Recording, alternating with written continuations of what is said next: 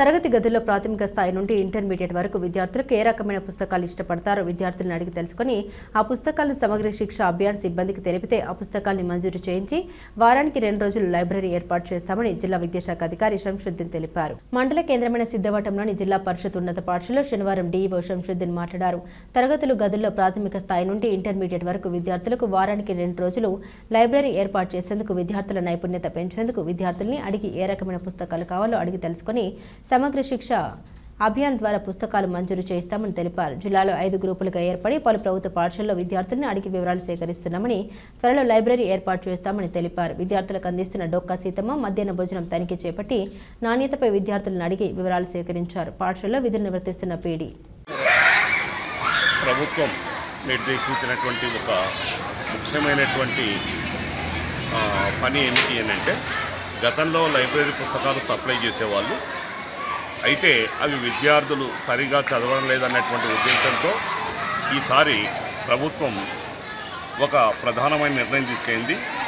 తరగతి గదుల్లో ప్రాథమిక స్థాయి నుంచి ఇంటర్మీడియట్ వరకు పిల్లలకు ఏ రకమైన పుస్తకాలు అయితే ఇష్టపడతారో వాళ్ళని అడిగి వాళ్ళు ఏమేమి చదువుతారో ఆ పుస్తకాలను సమగ్ర శిక్ష అభియాన్కు పంపిస్తే ఆ పుస్తకాలే సప్లై చేసి ఇప్పటి నుంచి వారానికి 2 రోజులు లైబ్రరీ పీరియడ్ పెట్టి ఆ పీరియడ్లో ఆ పుస్తకాలు చదవడం అనేటువంటిది చేయాలి.